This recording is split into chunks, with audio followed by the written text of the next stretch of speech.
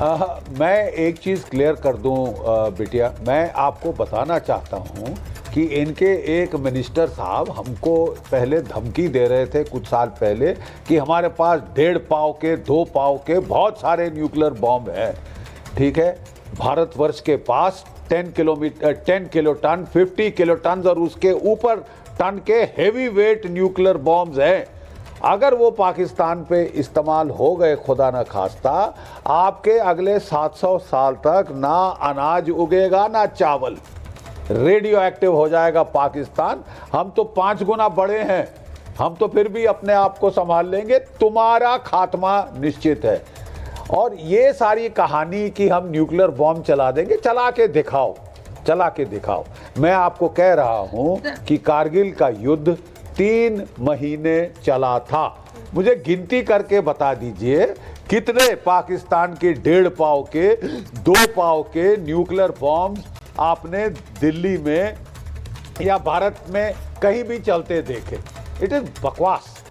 ठीक है साहब, और आपको और कॉन्फर्मेशन चाहिए तो मैं आपको बता दूं कि रशिया न्यूक्लियर पावर है, सबसे बड़ी न्यूक्लियर पावर। 1680 न्यूक्लियर बॉम्ब है मेगाटन रेंज में उसके पास। 3 साल से लड़ाई चल रही है कई से। कई पे कितने न्यूक्लियर बॉम्ब पड़ते देखे हैं आपने? 1.5 पौए का 2 पौए का, ये बकवास। इसी पाकिस्तान की जो फौज है वो रैशनल एक्टर है। पाकिस्तान की फौज आलीशान बंगलों में रहते हैं उनके जर्नल। ऐसे जर्नल अपने बंगलों को नहीं उड़वाना चाहते न्यूक्लियर स्मोक में। ठीक है साहब, वो बहुत सोच समझ के फैसला लेंगे।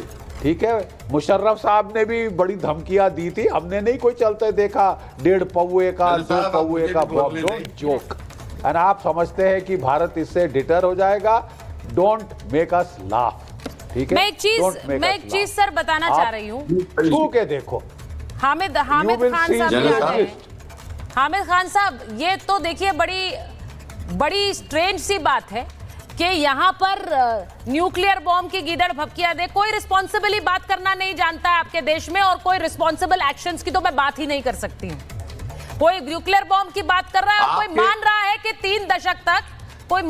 3 दशक से हम आतंकवाद को पालते रहे। ये आपके देश के रक्षा मंत्री हैं।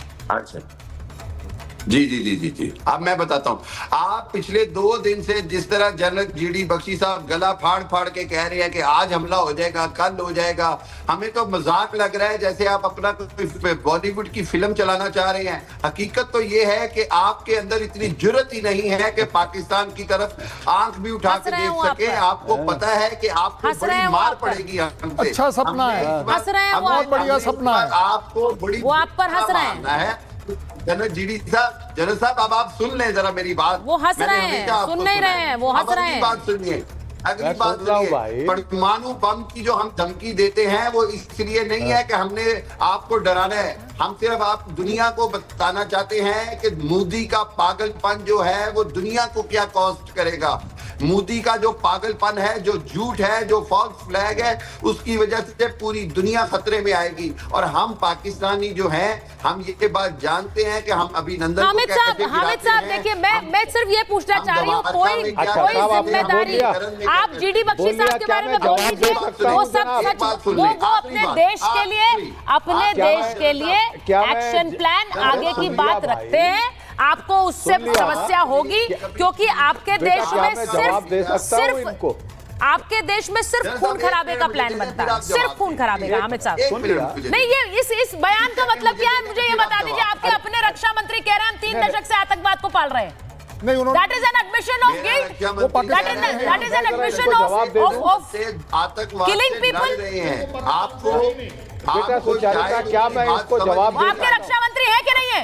इसने तो है कि नहीं है आपके रक्षा मंत्री? अगली बात, हामिद साहब, आपके रक्षा मंत्री है कि नहीं है, मुझे बताइए। ख्वाजा कौन है उनको नहीं पता। जो गठजोड़ है, हामिद साहब को लीजिए प्लीज। आपका जो गठजोड़ है, आपने मोदी साहब को कश्मीर बिठा दिया, लेकिन खुद कश्मीरी जो आजादी मांग रहा है, जो खुद कश्मीरियों पे आपने फिर कल से जुल्म शुरू कर दिया है। पिछले 2 दिन से सैकड़ों कश्मीरियों को आपने गिरफ्तार और कत्ल कर दिया है। इसकी सजा इंडिया को हामिद साहब अपनी जबान को लगाम दीजिए, अपनी जबान को लगाम दीजिए। पहली बात तो यह है, मैंने आपसे कहा कि ना आपके एक्शंस में रिस्पॉन्सिबिलिटी है ना आपकी जबान में रिस्पॉन्सिबिलिटी है, और आप लोगों के देश में सिर्फ खून खराबा करने की एक जहनियत है। मुझे ऐसा लगता है सिर्फ खून खराबा करने की ये जहनियत है। ये जहनियत आपसे हम इसलिए बात करते हैं क्योंकि आप लोग पत्रकार हैं, आप पत्रकार हैं, आप अपनी बात रख पाएंगे। लेकिन मैं सिर्फ ये जानती हूँ कि जिसके रक्षा मंत्री भी एडमिशन ऑफ गिल्ट दे रहे हो, खुलकर कह रहे हो कि हम खून खराबा करते हैं, वो कैसे डिफेंस दे पाएंगे? कर्नल सिंह हामिद भाई एक सेकंड, हामिद भाई सुन ले, हामिद भाई सुन लो, अच्छे पत्रकार हो, एक सेकंड के लिए सुन लो। देखिए सवाल आपसे बड़ा सीधा सीधा पूछा गया था, बड़ा सीधा सवाल था आपके और हमारे बीच में कि क्या आपके रक्षा मंत्री का ये स्टेटमेंट सही है या नहीं है आपके लिए। आप उसको छोड़कर पता नहीं जेएनके में कत्लेआम पर आ गए। कौन सा कत्ले भाई, उन्होंने तो रिलेटेड कोई स्टेटमेंट दिया ही नहीं। उन्होंने बड़ी सीधी सीधी लैंग्वेज में कहा जो भारत आपको हमेशा से कहता आ रहा है, और आज भी मैं बड़ी जिम्मेदारी से आपको कह रहा हूं, हमने तो कहीं नहीं बोला कि हम पाकिस्तान पर अटैक कर रहे हैं। आप पता नहीं कहां से अटैक नजर आ गया, आपने न्यूक्लियर बम निकाल लिए, आपने अपना सब कुछ निकाल कर बाहर रख लिया।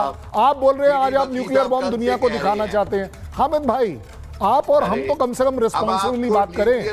देखिए वो मंत्री जो है वो अपॉइंटेड है, वो मंत्री अपॉइंटेड है, वो उसको नहीं है। आप जैसे लोग हैं, ये आरजू जैसे बच्चे हैं हमारे, जो अच्छी बात कर अपने कंट्री के भलाई की बात करेंगे। क्यों नहीं आप मान सकते? कहाँ लिखा है जिहाद में, कहाँ लिखा है जिहाद में कि आप खबर आ रही है जिहाद में? खबर चलाइए कि रूस ने क्या कहा है अपने नागरिकों। चलिए रूस ने अपने नागरिकों को चेतावनी दे दी है कि पाकिस्तान की यात्रा मत करिए।